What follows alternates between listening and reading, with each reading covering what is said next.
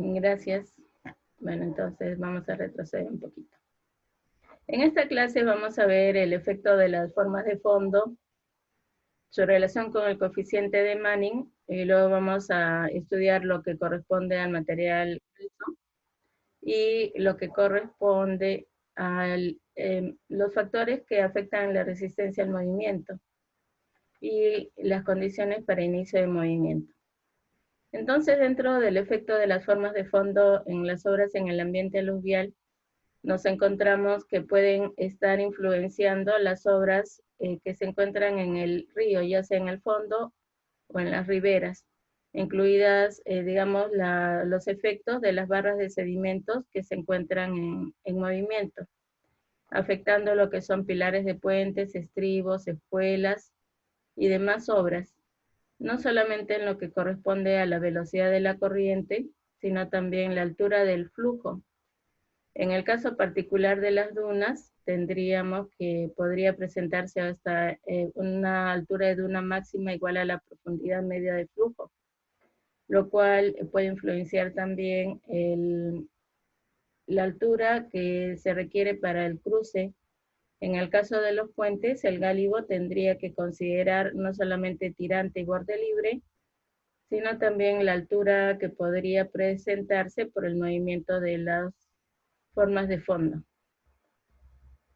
Y también pueden tener influencia en la dirección del flujo, lo cual tiene que considerarse también en el cálculo de la erosión y la socavación. Aquí estamos viendo que el coeficiente de Manning depende de las formas de fondo. En el gráfico se muestra para diámetro 50 menor a 1.2 milímetros y en función de la potencia de la corriente, que se podrían presentar formas de fondo que están aquí por debajo de esta línea recta, como lecho plano, entre esta línea o esta curva y esta otra, lo que son rizos, entre esta y la siguiente, lo que corresponde a dunas. Luego tenemos aquí una transición y por encima el régimen de flujo alto. De tal manera que en el régimen de flujo bajo, el coeficiente de Manning podría variar entre 0.018 y 0.040, dependiendo de son rizos o dunas. Mientras que en el régimen de flujo alto tenemos para el lecho plano lo que son coeficientes de Manning entre 0.010 y 0.013, y antidunas con ondas estables un valor similar, mientras que si son ondas rompientes tenemos entre 0.012 y 0.020. Y para el caso de pozos y caídas tenemos entre 0.018 y 0.035. Lo que estamos viendo en esta diapositiva es que el coeficiente de Manning depende también de la forma de fondo.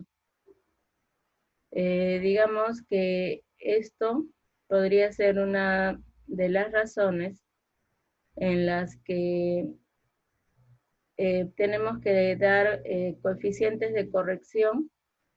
En el caso de la fórmula de Cowan no se habló específicamente de las formas de fondo, porque como podemos ver, esto está referido a arena y diámetros menores.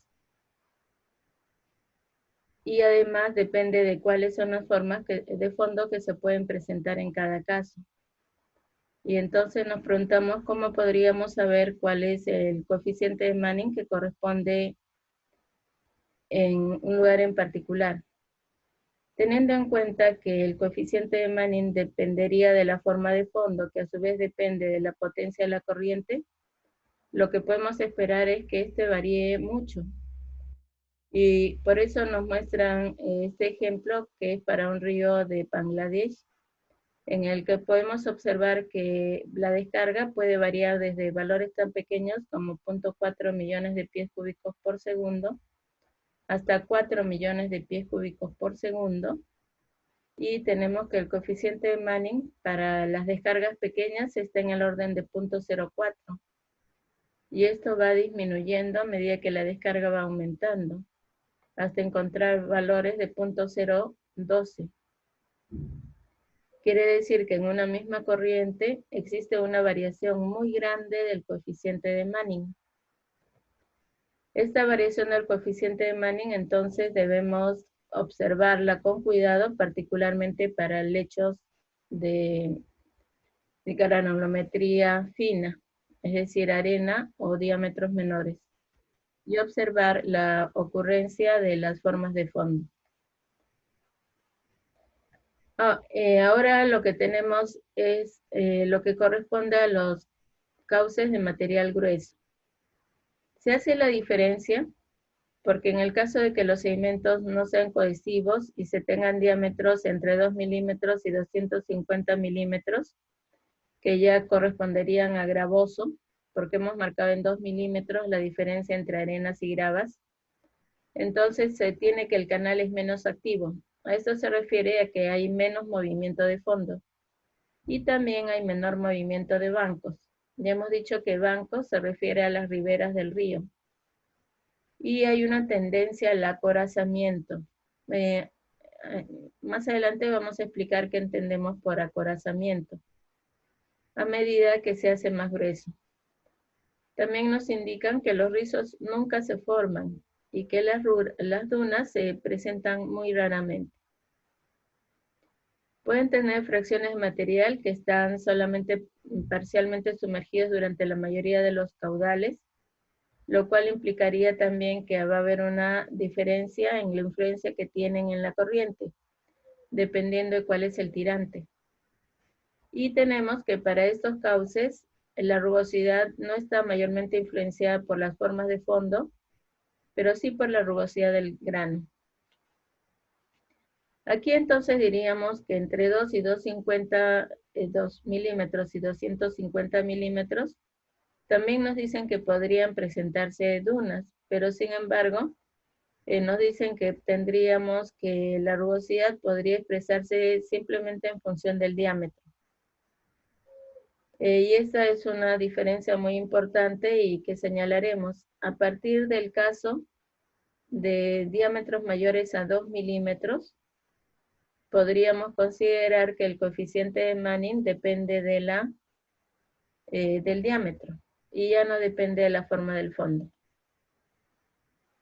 Ahora, ¿qué entendemos como acorazamiento del lecho?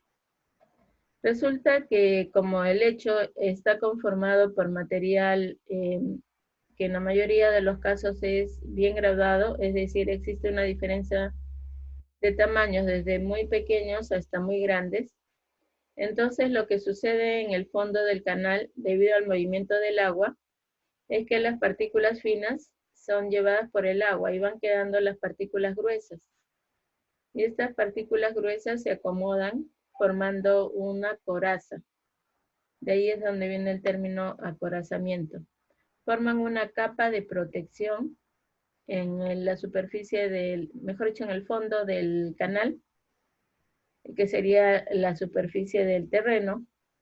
Y en este fondo del canal, entonces, este material más grueso es menos susceptible a la acción del agua. Y por tanto, aquí se produce menos movimiento, menos socavación, etc. Aquí también hay que tener cuidado en el caso de la limpieza de cauces.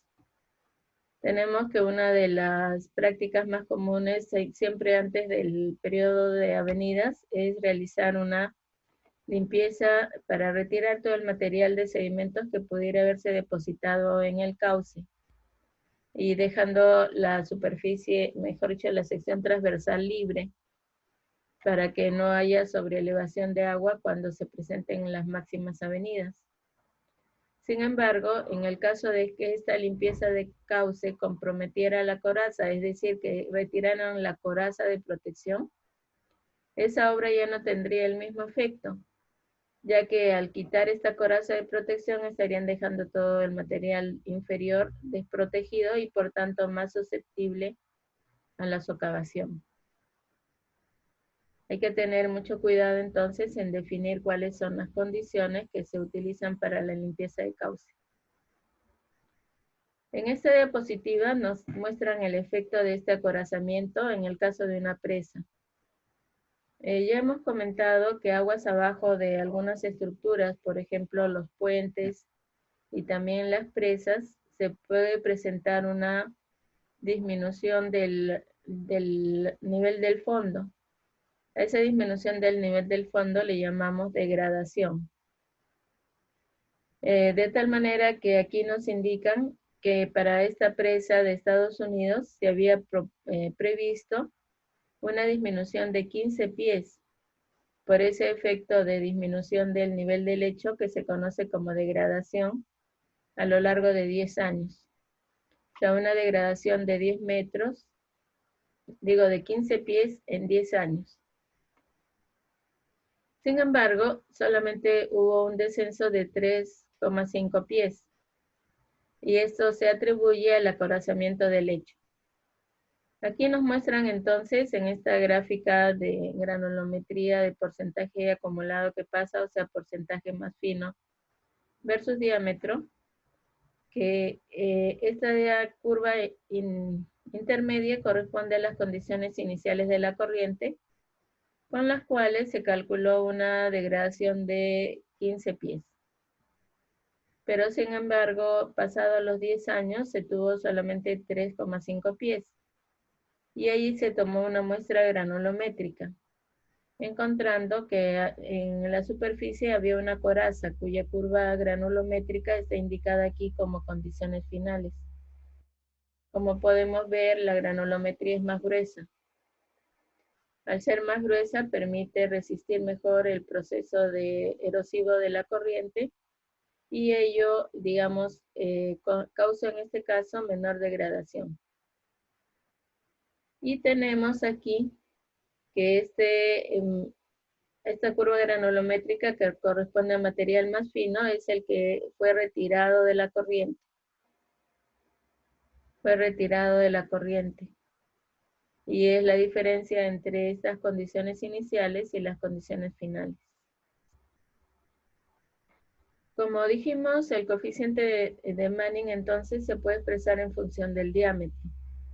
Y para ello vamos a ver muchas expresiones. Lo primero que nos presentan es que este coeficiente de Manning puede ser en función del diámetro a la 1/6. A la 1/6. Y aquí aparece un coeficiente K sub U. Y anteriormente hemos hablado de este coeficiente K sub U. ¿Por qué lo utilizamos? En el libro de texto lo vamos a encontrar muchas veces. ¿Por qué lo utilizamos?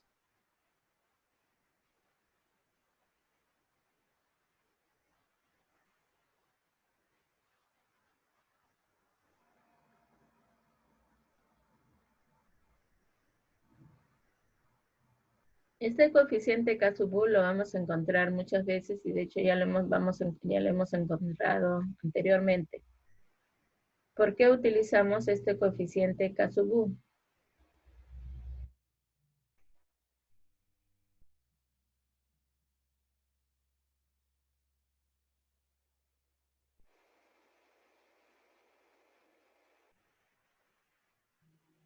Es un coeficiente que depende de la forma de la partícula. No, no es eso. Otra respuesta.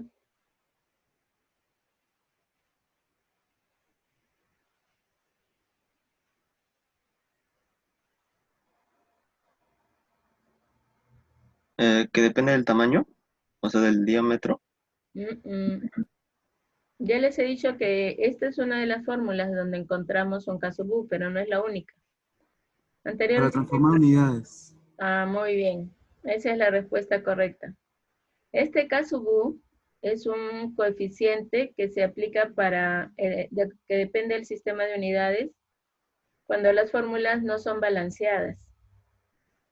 Teníamos, por ejemplo, que ya habíamos presentado en la fórmula de Manning que la velocidad, según la ecuación de Manning, está dada por R a la 2/3, S a la 1/2 entre N, para el sistema internacional. Pero como el coeficiente de Manning tiene unidades, entonces nosotros tendríamos que el coeficiente de Manning cambiaría dependiendo del sistema de unidades. Y entonces lo que se hizo fue establecer que el coeficiente de Manning iba a tener los valores empíricos que se obtuvieron con unidades del sistema internacional. Y por tanto, para ese sistema el K sub U es 1. pero cuando son unidades del sistema inglés se tiene que utilizar un coeficiente de corrección Kasubu igual a 1.49 en la ecuación de Manning. Este Kasubu va a depender de la ecuación y va a depender del sistema de unidades. En este caso, en esta que estamos mostrando, también está relacionado con el coeficiente de Manning. Es una expresión para determinar el coeficiente de Manning. Y por tanto, este Kasubu tiene un valor para el sistema internacional y otro valor para el sistema inglés. Pero no solamente para el coeficiente de Manning usamos el Kasubu. Para cualquier fórmula desbalanceada, obtenida generalmente mediante estudios empíricos, se tiene que utilizar en algunos casos un factor Kasubu, que va a depender del sistema de unidades. Por eso es que ya debemos estar familiarizados que en el libro de texto que utilizamos, este Kasubu va a depender del sistema de unidades. Para esta fórmula en particular, donde n es directamente proporcional al diámetro a la 1/6, muchos investigadores han encontrado expresiones, algunos utilizando el D50, otros utilizando el D75 y otros utilizando el D90. Y por tanto, cada uno de estos investigadores ha encontrado algunos valores diferentes que nos dan un coeficiente diferente. Con lo cual tenemos que para el caso de la fórmula de Bente-Chow, el Kasubu vale 0.0417 y el D que se tiene que utilizar es el D50. En el caso de la fórmula de Anderson también utiliza el D50, pero con un coeficiente en el sistema internacional de 0.0482. Mientras que el ANE utiliza el D75. El que nos interesa es este, el D75 en metros. El coeficiente 0.0473. Y el Cuerpo de Ingenieros del Ejército de los Estados Unidos utiliza el D90, con un Kasubu igual a 0.046. Ahora, aquí nos hacen la aclaración que esto lo han obtenido con varios datos de muchos ríos y canales, pero que no debería utilizarse cuando hay inmersión parcial. O sea, lo que decíamos, que una parte de los sedimentos queda fuera del agua.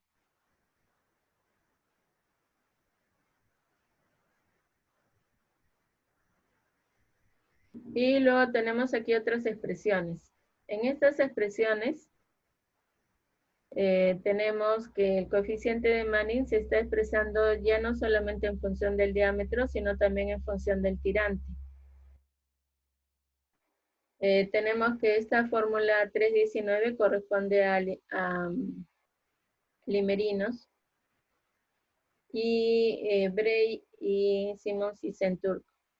Tenemos que en esta expresión para el sistema internacional el Kasubu es 0.113 y se tiene que ingresar el valor 10/0 que es el tirante y el D84, en este caso en metros los dos. Otras fórmulas alternativas permiten determinar el coeficiente de Darcy-Weisbach en función de las características hidráulicas.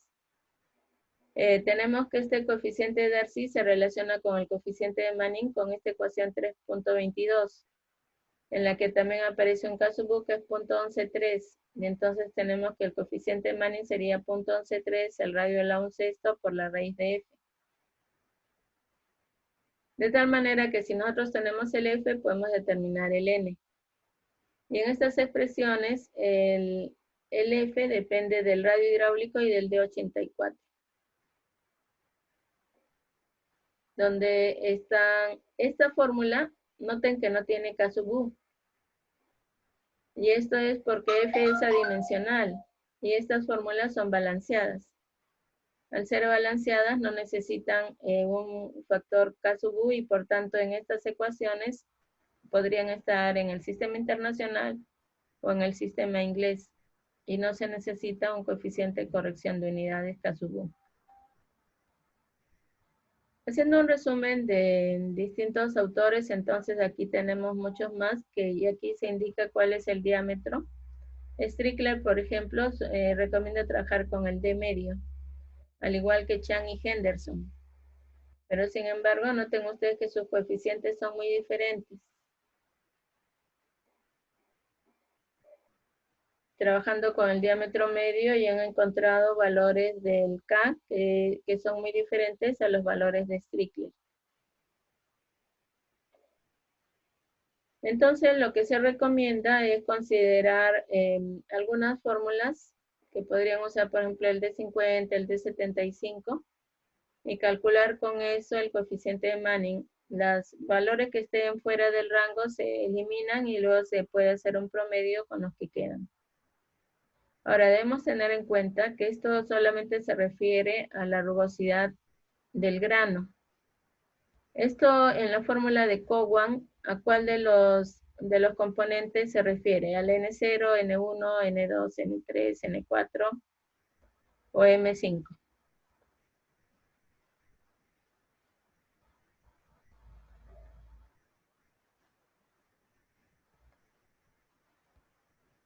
Todas estas expresiones de N son función del diámetro y por tanto se refieren a la rugosidad de la pared. Sabemos que en la fórmula de Cowan esto solamente es una componente. Y entonces nos preguntamos, ¿cuál de las componentes de la ecuación de Cowan es?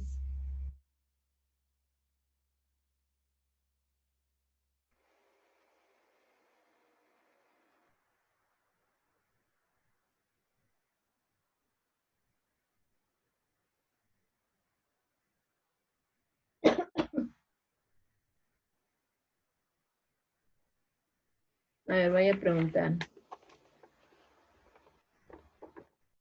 Señor Medina.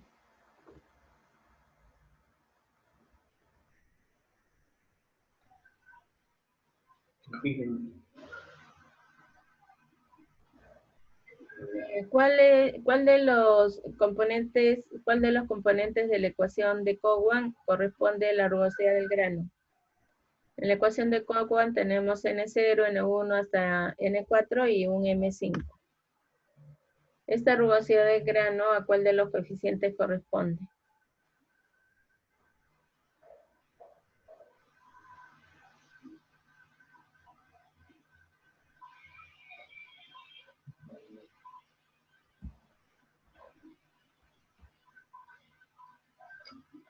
A ver, otra persona.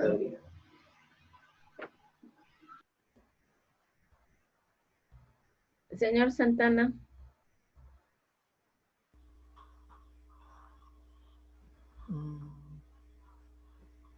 Al N, ingeniera. ¿Al M? N.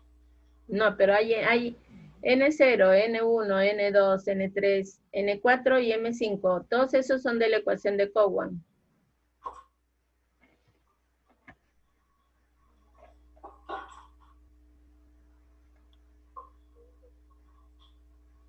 El 2. ¿Al N2? Sí. Bien, vamos a preguntar una última vez. Señorita Julka, ¿qué dice usted?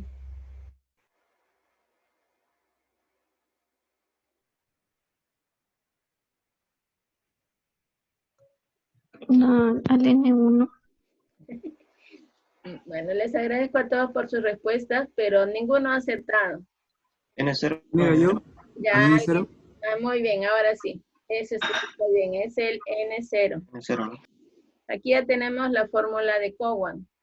En esta fórmula de Cowan tenemos que el N tiene corresponde a la suma desde N0 hasta N4 y todo esto multiplicado por M5. El N0, dice, es el valor básico que depende de la rugosidad. Es decir, lo que nosotros estamos calculando con todas estas expresiones es el N0. Pero además sabemos que tenemos que considerar un N1 que depende de las irregularidades, un N2 que depende de la variación de la sección, un N3 que depende de la obstrucción, un N4 que depende de la vegetación y un M5 que depende de la intensidad de los meandros. Por eso es que anteriormente, en el caso del lecho fino, habíamos visto que también hay un coeficiente de Manning que varía. Y ese coeficiente de Manning está relacionado con la ocurrencia de las formas de fondo. Y aquí en esto de Manning, en las formas de fondo, ¿en cuál de los coeficientes entraría?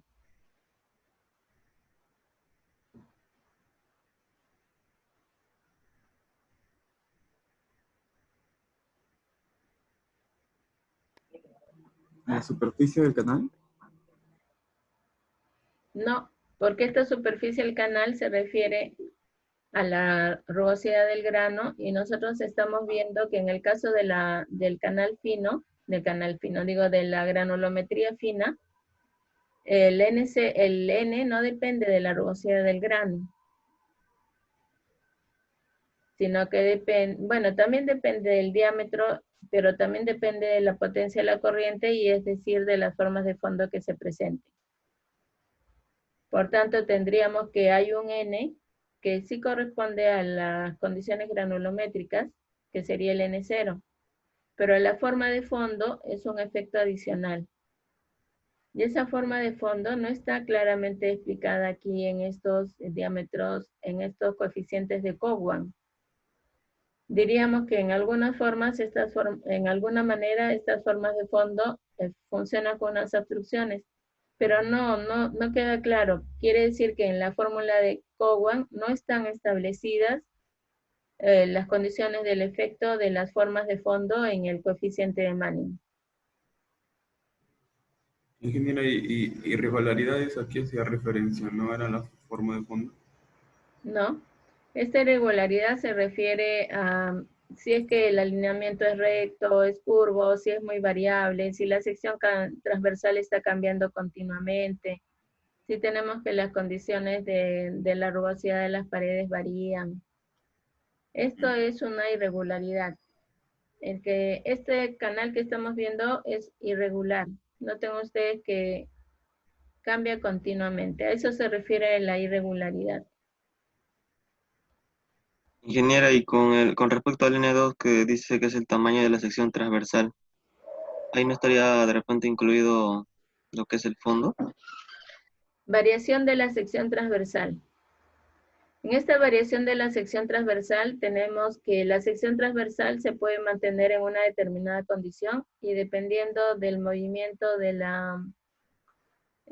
las formas de fondo, este fondo podría estar cambiando. Indirectamente podríamos decir que también podría estarse considerando aquí, pero ojo que este se refiere a que la sección transversal cambie en general, a toda la forma, es decir, su área mojada, perímetro mojado, radio hidráulico, etcétera, porque la geometría de la sección cambie a lo largo del alineamiento.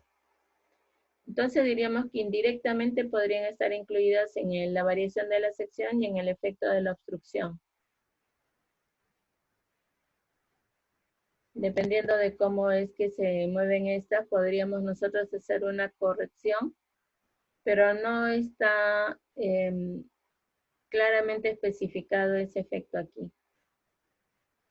De hecho, si tenemos formas de fondo, esto van a originar tanto efecto en la variación, tanto efecto como podría ser en la variación de la sección como en la obstrucción. Esto, entonces, para el caso de canales de granulometría fina, nos obliga a medir el coeficiente de Manning en cada caso y tratar de establecer una relación. O si no, tratar de encontrar valores que podrían haber sido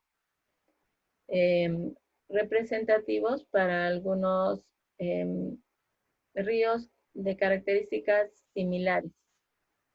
Pero esto se refiere, en las características similares nos referimos a diámetro representativo y también a potencia de la corriente. Eso sería en granulometría fina. En cambio, estamos diciendo que para diámetros mayores a 2 milímetros, nosotros podríamos calcular el N0 considerando las fórmulas que acabamos de ver. Y luego ya los otros N1, N2, N3, N4 y el M5 los aplicamos dependiendo de cómo están variando las condiciones en cada canal en particular.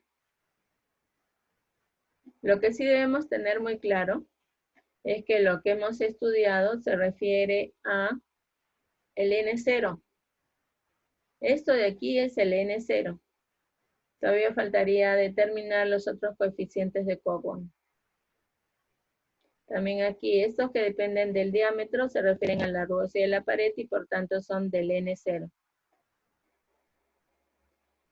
También tenemos que como el coeficiente de Manning se relaciona con el coeficiente de HC con esta fórmula, noten ustedes que aquí también tenemos un valor de K sub U, que no lo he anotado. En esta ecuación de que relaciona el C con el radio hidráulico y el coeficiente de Manning, ¿cuánto vale K sub U para el sistema internacional? 1. 1. Ajá, 1, muy bien. Tenemos que tanto el C como el N tienen unidades, y el C sí lo hacemos variar dependiendo de si el sistema de unidades es inglés o es internacional. Pero en cambio el N no, el N siempre se mantiene constante independientemente del sistema. Pero el N tiene unidades. Lo que pasa es que las olvidamos y lo anotamos como si no las tuviera. Bueno, entonces tenemos que este coeficiente HC lo podemos determinar en función del diámetro, teniendo en cuenta esta expresión que ya habíamos estudiado anteriormente, que nos relaciona el coeficiente de HC con el radio hidráulico, la rugosidad de la pared. Habíamos visto que esta rugosidad de la pared, en el caso de material con diámetros uniformes, sería el diámetro. Y si son materiales bien graduados, tenemos que encontrar un diámetro representativo. Es por eso que diríamos que este sería un D. Y podríamos tener, si ponemos aquí el D50, este sería el C50. Si ponemos el D90, este sería el C90. Y si nosotros consideramos que existe un diámetro que represente, digamos, adecuadamente este material del hecho, este sería el coeficiente de HC correspondiente. Y delta, que es el espesor de la capa laminar. Podríamos considerar entonces que nosotros podemos expresar el coeficiente de HC en función de la rugosidad de la pared y por tanto podríamos determinar el N correspondiente y este seguiría siendo el N0. Ahora vamos a ver la resistencia al flujo. No, esto mejor lo vamos a ver después del intermedio. Vamos a hacer un intermedio de 10 minutos y después vamos a ver todos estos elementos de resistencia al movimiento. ¿Alguna pregunta? Tenemos intermedio entonces hasta las 11:01.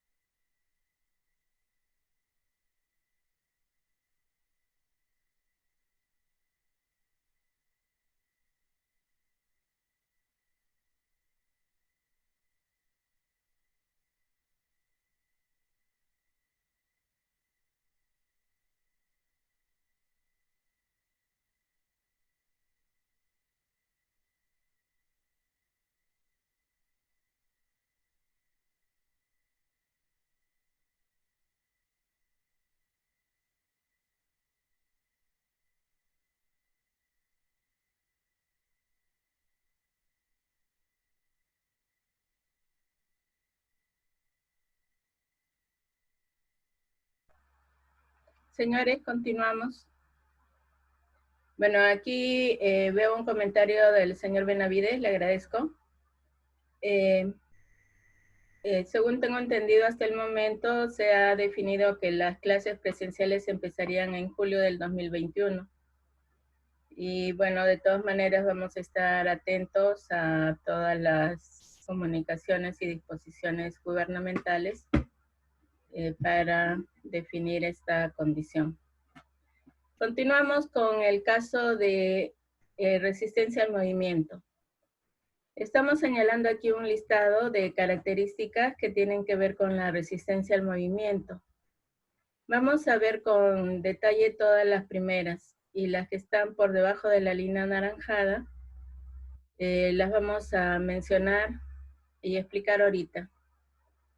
Estamos hablando de un factor de forma para el tramo y la sección transversal. Ese factor de forma para el tramo y la sección transversal justamente es lo que vimos en la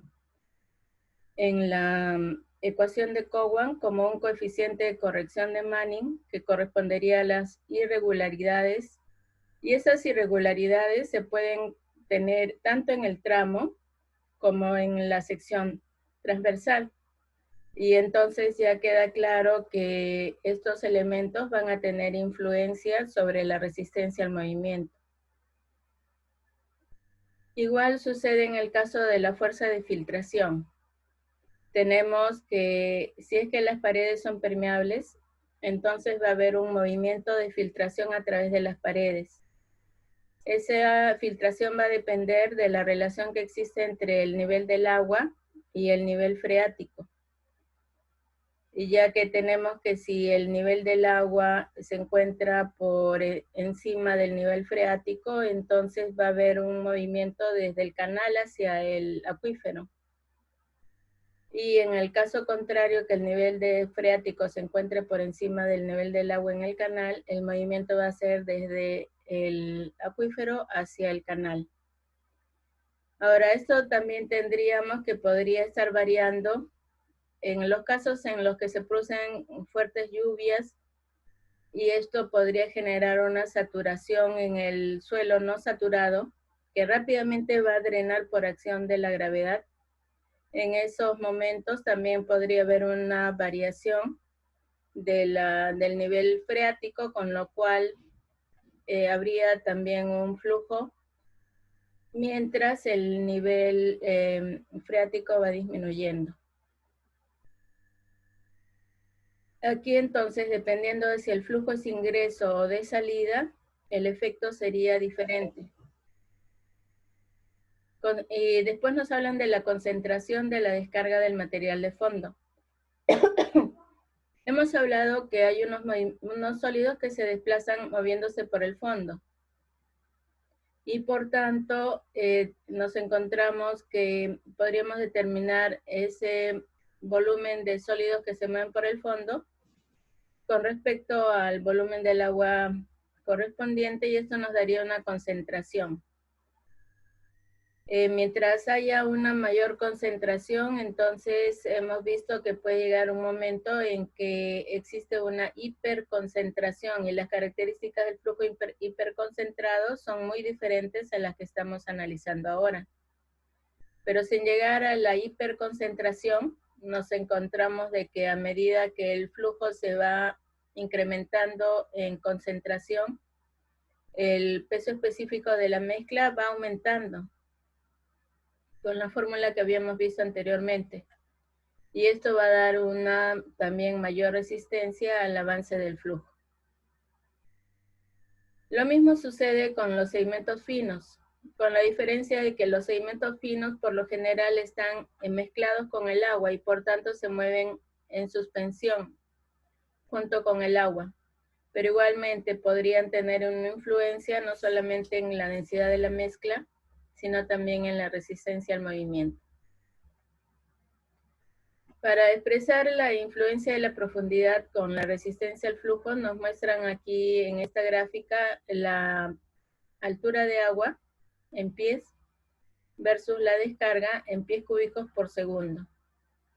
Podemos ver lo que es lógico y que ya conocemos, que a medida que aumenta el tirante, aumenta el caudal, puesto que hay una relación directa entre ellos.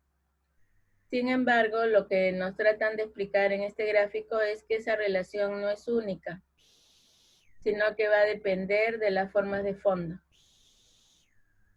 De tal manera de que aquí nos encontramos que estos circulitos rellenos son las dunas, que corresponden al régimen de flujo bajo. Luego tenemos los puntitos sin relleno, que corresponden a la zona de transición. Y luego tenemos los triangulitos rellenos, que corresponden a la condición de lecho plano, es decir, régimen de flujo alto. Entonces aquí, a medida que va aumentando la descarga, va cambiando de régimen de flujo bajo, transición y régimen de flujo alto. Y el comportamiento o la relación que existe entre la profundidad y el caudal también varía.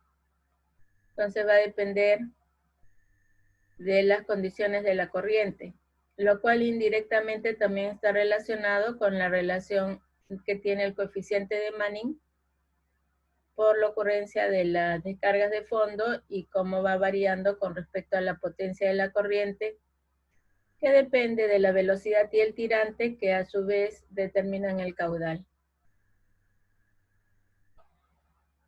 Nos hablan aquí de una viscosidad aparente.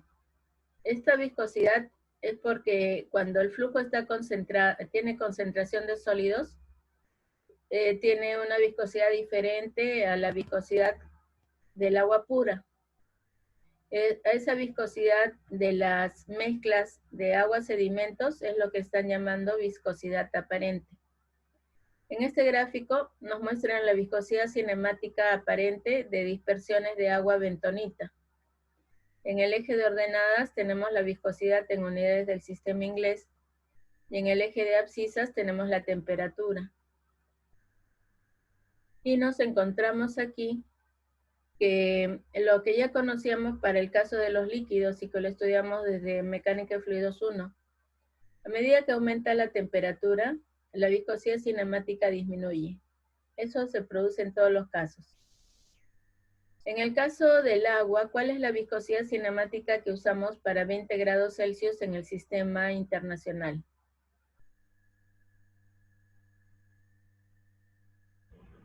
¿10⁻⁶? Más alto. 10⁻⁶. ¿Qué? 10⁻⁶, ¿qué? Cuadrados sobre segundo. Metros cuadrados sobre segundo, muy bien. Recuerden que las variables pueden ser adimensionales. Y si no son adimensionales, entonces tienen unidades. Y los valores dependen del sistema de unidades. Por eso, si es que ustedes me ponen un dato o una respuesta en una evaluación y esa respuesta no tiene las unidades debiendo tenerlas, la respuesta es incorrecta. Deben tener mucho cuidado con eso. Todas las variables no adimensionales deben estar indicando tanto el número como la unidad. Para el caso del agua a 20 grados Celsius, entonces tenemos 10⁻⁶ metros cuadrados sobre segundo, que en unidades del sistema inglés lo tenemos aquí como 1.2 por 10⁵ pie cuadrado sobre segundo. Y tenemos que a medida que va aumentando la concentración, la viscosidad cinemática se incrementa. Estas curvas que se indican aquí equivalen a concentraciones en peso, tomen nota, es peso, concentraciones en peso expresados en porcentaje. Entre 0.5 y 1% es esta curva. Y luego para 2%, 3%, 5% y de ahí nos pasamos hasta 10%. Aquí tenemos las viscosidades aparentes. De tal manera que para 20 grados Celsius, como habíamos visto 1.2 por 10⁵, en el caso del agua pura, pero si tuviera una concentración de 10%, tendría 9 por 10⁵, pies cuadrados sobre segundo. Es decir, casi está multiplicada por 10. Y esto va a depender de la concentración en peso. La viscosidad cinemática también va a depender de la concentración de sólidos. Ahora les pregunto, ¿este 10% de aquí corresponde a flujo hiperconcentrado?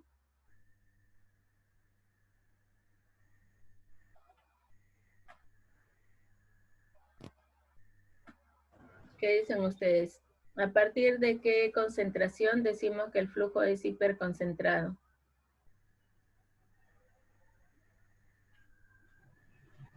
Era más, creo. ¿Más de 10%?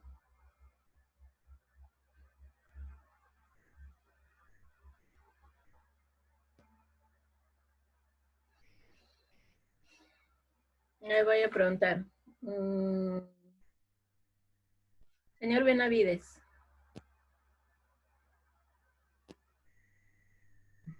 ¿A Sí, partir de señora. qué concentración en peso consideramos que el flujo es hiperconcentrado?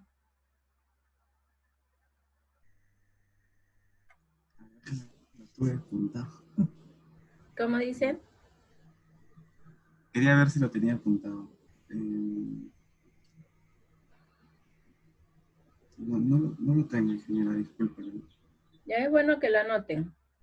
Aquí estoy mostrando nuevamente el cuadro.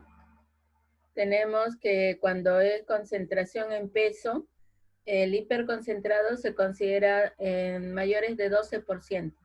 Aquí tenemos. Pero si fuera en volumen, tenemos mayores a 5%.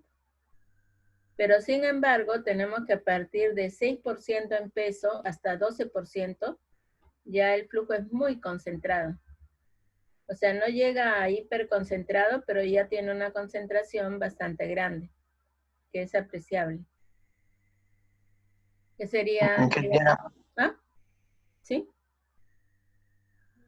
una consulta, disculpe. ¿Le escucho? Cuando el flujo ya es hiperconcentrado, ¿se analiza como un caudal sólido? ¿O ya cambia las propiedades Ya. del Tenemos que estudiar fluido? la hidráulica del flujo hiperconcentrado, que ya tiene otras características porque para empezar, la ecuación de Newton de la viscosidad no se aplica. Así que empezamos desde la relación entre el esfuerzo de corte y el gradiente de velocidades.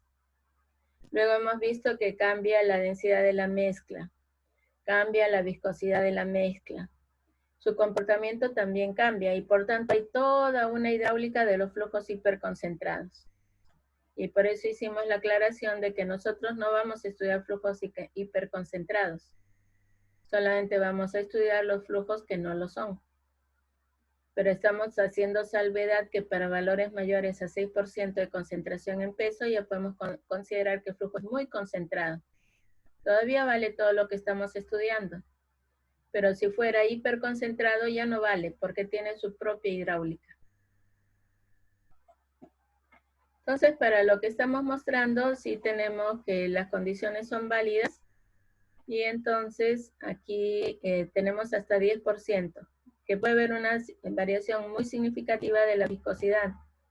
Al variar la viscosidad también cambian las condiciones de flujo. Luego tenemos la relación entre la velocidad de caída y la concentración.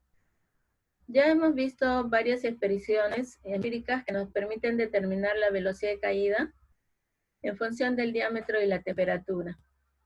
Diríamos que lo que estamos mostrando aquí es como una ampliación. En esta ampliación nos muestran la velocidad de caída en centímetros sobre segundo versus la temperatura en grados Celsius. Y lo que ya sabíamos, a mayor diámetro, mayor velocidad de caída. Nos muestran aquí para 0.15 milímetros y para 0.23 milímetros. Y también sabíamos, a mayor temperatura, mayor velocidad de caída. Esto es como una ampliación del gráfico que habíamos considerado que nos permite determinar la velocidad de caída en función del diámetro. Sin embargo, no es el gráfico recomendado, pero se está poniendo en este caso para explicar la relación que existe entre la concentración de sólido con la velocidad de caída. Y eso lo tenemos en este gráfico de aquí. En el eje de abscisas aparece el porcentaje de bentonita en peso, es decir, la concentración en peso. Y en el eje de ordenadas tenemos la velocidad de caída en centímetros por segundo. Entonces, cuando la concentración es 0, sería lo que corresponde a esta gráfica de aquí. En esta gráfica vemos que a 20 grados Celsius, para el diámetro de 0.15, tenemos 1.8, y para 0.23 tenemos 3. Como aquí tenemos 0.19, digamos que 0.19 es aquí, a la mitad, con una velocidad de caída de 2,5 centímetros por segundo para 20 grados Celsius. Y en ese gráfico de acá nos dan para 24 grados Celsius. Y nos dicen que para la arena de 0.19 milímetros, aquí estamos, estamos partiendo de una velocidad de caída de 2,5 centímetros por segundo, que es lo que también habíamos determinado aquí, para concentración 0, es decir, agua pura. Pero a medida que la concentración se incrementa, nosotros tenemos que la viscosidad cinemática, la velocidad de caída va disminuyendo. De tal manera que cuando la concentración es de 10%, tenemos que la velocidad de caída ha disminuido hasta 0.5 centímetros por segundo. Es decir, hay una velocidad de caída muchísimo menor. Y tenemos el mismo comportamiento, a mayor diámetro, mayor velocidad de caída, pero la influencia de la concentración es la misma. A mayor concentración, menor velocidad de caída. Y entonces les pregunto, ¿quién cae más rápido? ¿Una sola partícula o todo un conjunto de partículas? Una sola, ¿no? Una sola. Una sola partícula, porque esto implicaría agua pura. A medida que hay un conjunto de partículas, la velocidad de caída disminuye. Bueno, y ahora pasamos al último, el penúltimo punto, no, aquí le he puesto como el último. El último punto de este capítulo, que corresponde al inicio del movimiento. El inicio del movimiento, en realidad, hasta aquí, como dicen, nos vamos a quedar en el punto de partida. En el siguiente capítulo, que es transporte de sedimentos, ahí ya vamos a explicar cómo se mueven los sedimentos. Pero aquí nos vamos a quedar en la partida, en el momento en el que las partículas están a punto de moverse. ¿Y de qué depende eso? Nos indican que depende del esfuerzo de corte. Y para ello mostramos aquí las distribuciones de velocidades, que aquí no se nota, el gráfico no se nota mucho, pero sabemos que por lo general aceptamos que existe una distribución de velocidades del tipo logarítmico, de tal manera que la velocidad en el fondo es 0. Existe una capa límite donde se produce el cambio de un gradiente de velocidad grande para tener una velocidad finita. Y de ahí una distribución logarítmica, de tal manera que en la superficie tenemos la velocidad máxima. A una distancia h del fondo tenemos una velocidad v sub h. Las concentraciones tienen un comportamiento diferente. Aquí encontramos esta expresión de la concentración y nos encontramos que en la superficie la concentración es 0 y luego va aumentando hasta hacerse máximo en el fondo. Lo cual es lógico porque todas las partículas que están en el flujo tienden a caer por acción de la gravedad. Entonces, a mayor profundidad, mayor concentración. Y también tenemos aquí la distribución del esfuerzo de corte, que asumimos que tiene una variación lineal, de tal manera que en el fondo el esfuerzo de corte es máximo. Y ese esfuerzo de corte lo conocemos como esfuerzo de corte en la pared, que es tau sub 0. Y a una distancia h tendríamos un t sub h, tau sub h.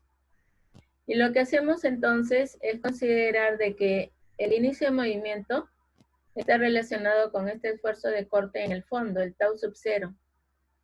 De tal manera que si todas las partículas tienen el mismo tamaño, nosotros tendríamos que las partículas estarían en reposo siempre que el esfuerzo de corte actuante sea menor que un esfuerzo de corte en el fondo crítico.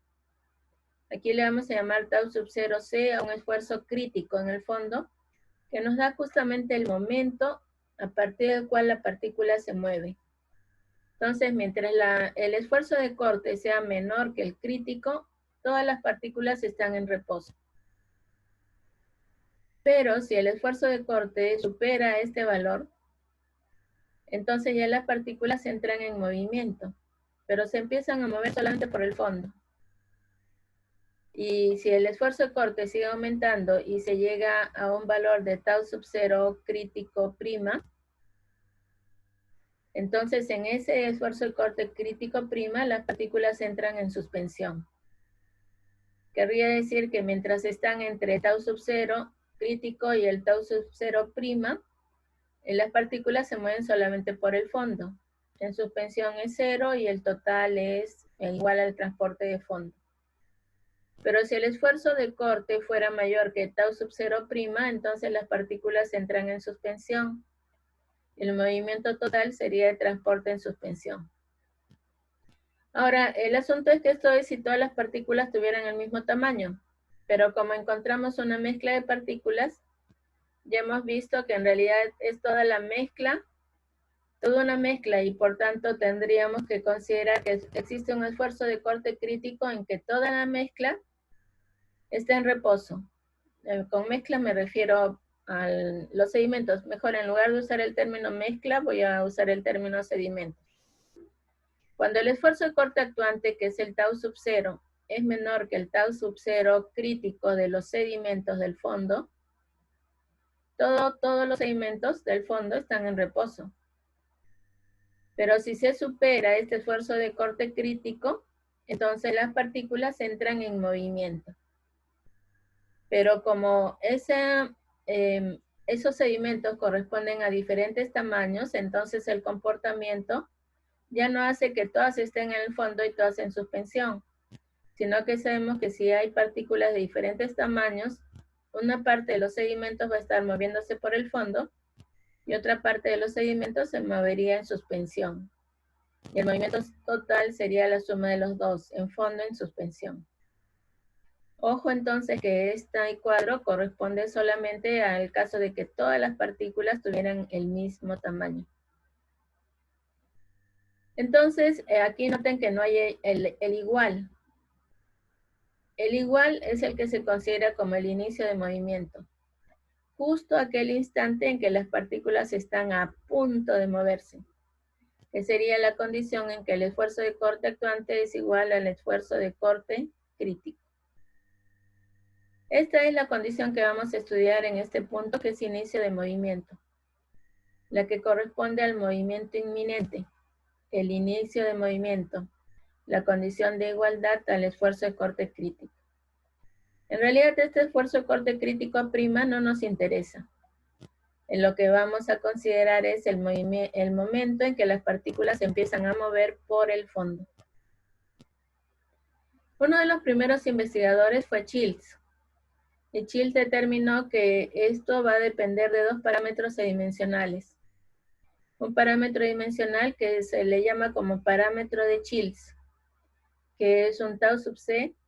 El término asterisco que vamos a usar aquí se refiere a adimensional. Bueno, salvo este U0 que es velocidad de corte y que no es adimensional. Pero este esfuerzo de corte crítico entonces de Childs es un esfuerzo adimensional que nos da un esfuerzo de corte adimensional, que lo podemos determinar como el esfuerzo de corte crítico entre gamma S menos gamma por el diámetro de la partícula. Este es adimensional y es el parámetro de Childs, y que se conoce como el esfuerzo de corte adimensional. Y podemos ver que es una función de otro parámetro adimensional, que está dado por el producto de la velocidad de corte, que aquí está expresada como U asterisco, por el diámetro entre la viscosidad cinemática. Este parámetro ya lo hemos visto antes. ¿Cómo se llama?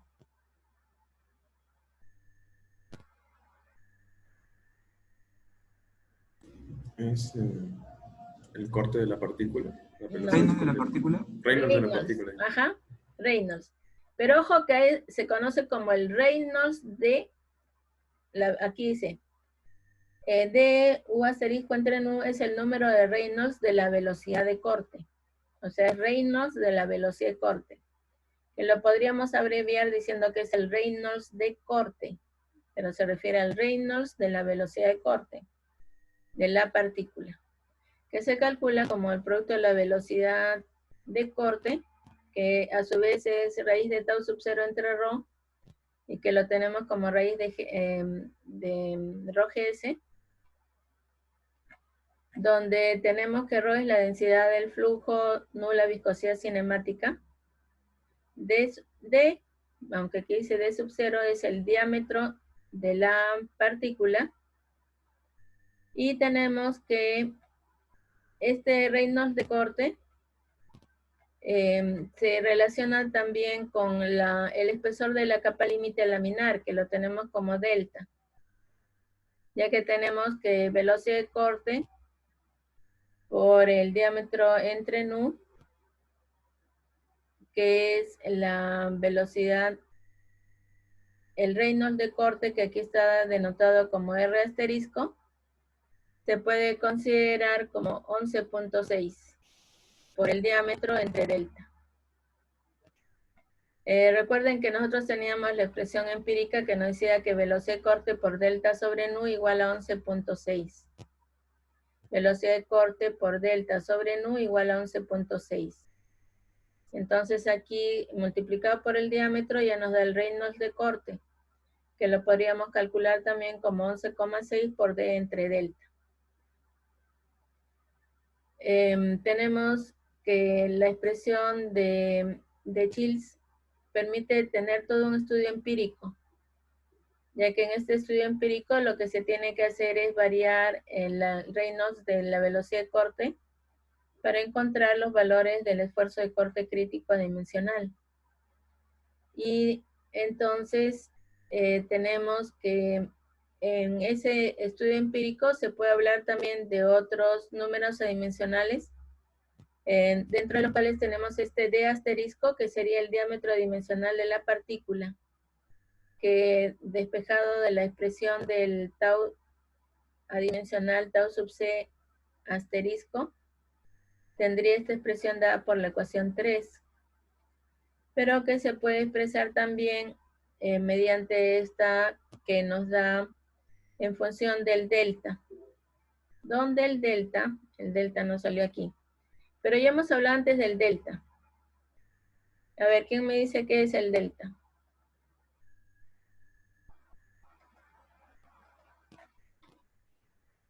¿Cuál es el delta? La rugosidad, creo que es. A ver, vamos a ver si sale o no sale.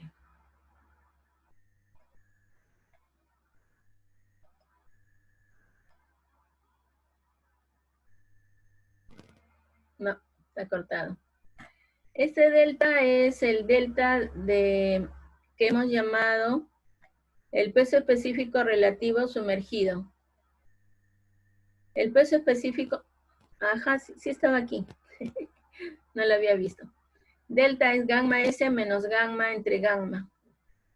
Gamma S menos gamma entre gamma, es decir, el peso específico relativo sumergido. El estudio empírico de Childs está en este gráfico. Nos muestra en ordenadas el parámetro de Childs, es decir, el tau sub 0 crítico entre gamma S menos gamma por D. Y en el eje de abscisas nos muestra el Reynolds de corte, que aquí está señalado como índice de inestabilidad, velocidad de corte por D entre nu. Y aquí nos muestra todo un conjunto de puntos, que es la envolvente de los puntos empíricos que encontró Childs. Entonces lo que tenemos es que por debajo de esta curva inferior, los sedimentos del fondo están en reposo. Y por encima están en movimiento. Y se puede observar que hay una zona 1, en la cual el esfuerzo de corte crítico, o sea, el parámetro de Childs, va disminuyendo a medida que el índice de inestabilidad crece. Y en esta gráfica doblemente logarítmica se ve como una línea recta. De tal manera que aquí en la condición de 10 a la 0, que sería 1, encontramos que en la parte inferior nos estaría dando el esfuerzo de corte crítico adimensional, que es punto 5, digamos punto 58 o punto 57, porque aquí está 10 a la menos 2 y aquí está 10 a la menos 1. Entonces esto es punto 02, punto 03, punto 04, punto 05, y aquí entonces para 1 tenemos punto 0,57. Y de ahí sigue disminuyendo, pero ya no es recto, sino mediante una curva, hasta llegar a un mínimo. Ese mínimo en la parte inferior está en el orden de punto 0,3 y en la parte superior digamos que está en punto 0,38. Hasta que llega un punto en el que empieza nuevamente a aumentar y llega a un máximo y de ahí se hace como constante. En la parte inferior es punto 0,5 y en la parte superior punto 0,6. Este comportamiento divide el flujo en 3 zonas. Esta zona 1, que era esta parte lineal, se relaciona con una condición de que entre el espesor de la capa límite laminar, que es delta, que se considera que es mayor que el diámetro de las partículas. La zona 2 está aquí hasta la condición en que se hace mínimo antes de que empiece a aumentar, en la que el espesor de la capa límite laminar es aproximadamente similar al diámetro. Y de ahí tenemos que aumenta hasta llegar a esta zona en que se hace constante, y esa es la zona 3, en que el espesor de la capa límite laminar es menor que el diámetro. Y de ahí se hace constante para lo que llamamos la zona 4, en la que el espesor de la capa límite se puede considerar como 0. Y el diámetro mucho menor que el diámetro. Recuerdan que este índice de inestabilidad lo habíamos comparado con el velocidad de corte por K sobre Nu que utilizamos para decir si el flujo es hidráulicamente liso o hidráulicamente rugoso. Para hidráulicamente liso nosotros decíamos velocidad de corte por K sobre Nu menor que 5. Está 1, estoy aquí. 1, 2 y aquí está 5. Diríamos entonces que decíamos hidráulicamente liso menor que 5. Y es hidráulicamente liso, entonces está aquí en parte de la zona 1 y parte de la zona 2. En hidráulicamente liso, el espesor de la capa límite laminar es mayor que la rugosidad. Y luego decíamos mayor que 76, que sería esto. Para velocidad de corte por K sobre Nu mayor que 76 es hidráulicamente rugoso. Entonces allí la rugosidad del grano es mucho mayor que delta. Y en el interior era en transición. Aquí en este gráfico de Childs entonces se están definiendo más zonas. Una zona 1, una zona 2, una zona 3 y una zona 4. Pero de que igualmente relacionan el espesor de la capa límite laminar con el diámetro. Ahora, diríamos entonces que nosotros podríamos aseverar en función del índice de inestabilidad y conociendo el diámetro de las partículas, si las partículas están en reposo o en movimiento. Anteriormente habíamos visto un gráfico similar, y este era el que teníamos aquí, cuando tratamos de expresar las formas de fondo. En las formas de fondo, presentamos esta gráfica, y aquí habíamos señalado una curva que decía Childs. Ese Childs, noten ustedes aquí está el velocidad de corte por D sobre Nu, el índice de inestabilidad.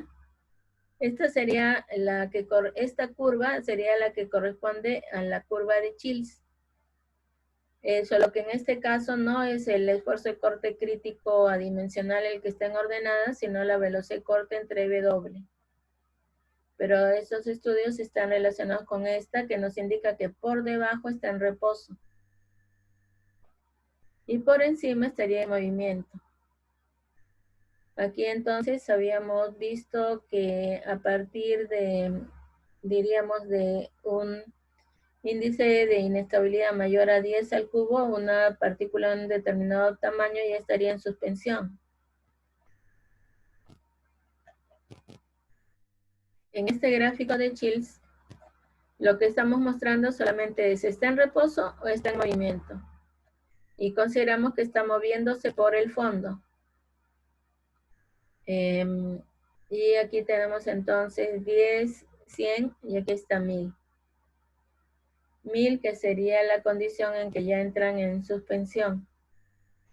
Ahora, en este gráfico de aquí nos dan estas otras líneas transversales. Y nos indican aquí que estas líneas indicadas de velocidad inclinadas, de velocidad corta y de diámetro, corresponden a un peso específico de sedimentos de 2,65 toneladas por metro cúbico y una viscosidad cinemática de 1.25 por 10 a la menos 6 metros cuadrados sobre segundo, que equivale a 12 grados Celsius, de 12 grados Celsius. Y entonces, mediante estas gráficas auxiliares, en función de la velocidad de corte o del diámetro de la partícula, nosotros podríamos definir si la partícula está en reposo o en movimiento. Entonces diríamos, por ejemplo, una partícula de 0.19 milímetros. Aquí no tenemos la de 0.265 y la de 0.25. Entonces digamos que la de 0.19 milímetros está por aquí. Esta partícula de 0.19 milímetros estaría en reposo con índice de inestabilidad menores a 2 y estaría en movimiento con índices de estabilidad mayores a 2. Bueno, entonces aquí van explicando cómo es que varían esas zonas 1 que anteriormente ya les mencioné. Y indican claramente cuáles son los límites según el Reynolds de la velocidad de corte. Pero Childs no es el único investigador. ¿Hay alguna pregunta? Sí, ingeniera, la velocidad de corte es del canal, ¿no? O sea, el GRS del canal. Raíz de GRS. Raíz de GRS, el radio hidráulico del canal.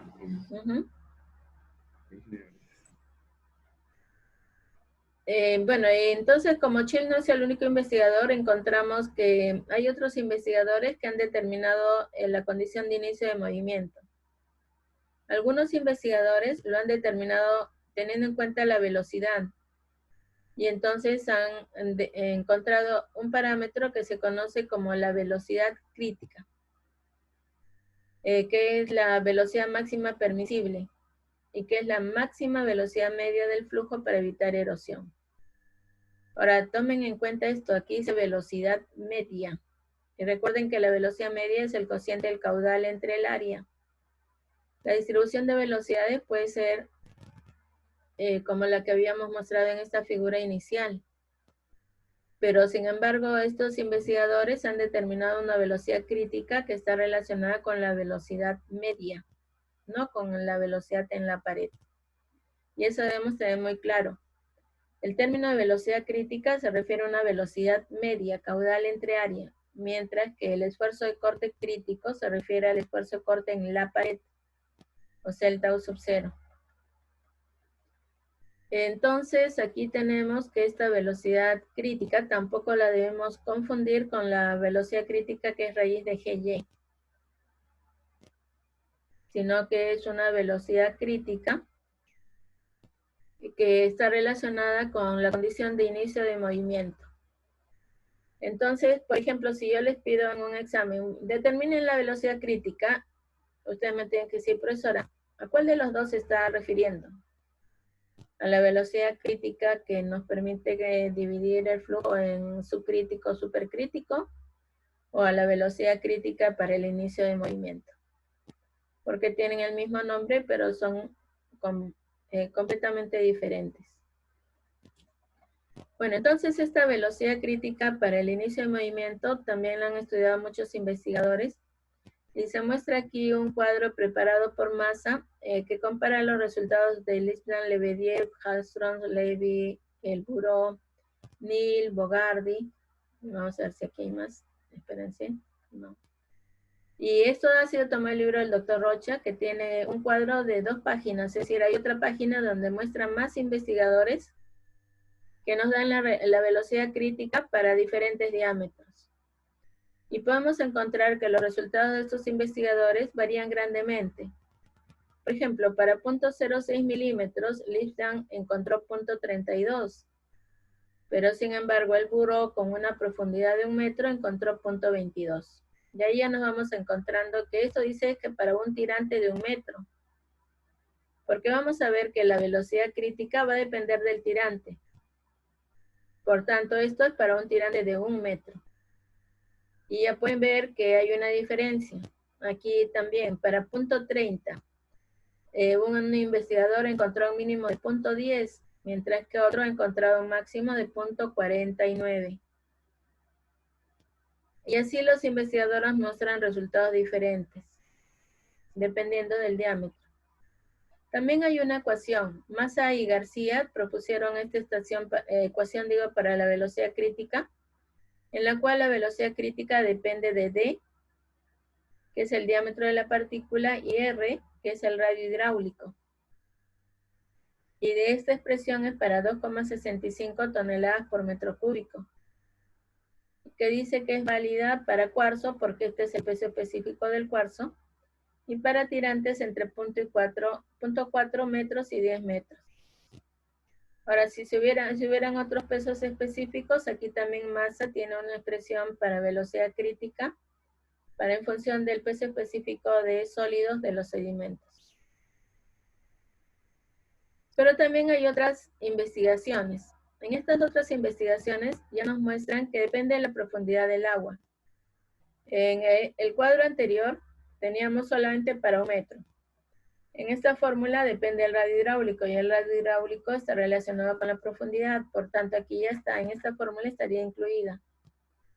Y estos otros investigadores entonces nos dan para profundidades entre 0.4 y 3 metros y en función del diámetro de las partículas, cómo variaría la velocidad crítica. Y noten que aquí han hecho una variación desde arena fina hasta piedras grandes. De tal manera de que, por ejemplo, para piedras medianas es 3.6, para piedras grandes 4.6, y esto para una profundidad de 0.40 metros. Y si aumenta la profundidad, entonces la velocidad crítica también aumenta, de tal manera que para 3 metros de profundidad, la velocidad crítica es de 5 metros por segundo para piedras medianas y de 6.19 metros por segundo para piedras grandes. ¿Y qué dice aquí? Dice velocidades en metros por segundo no erosivas.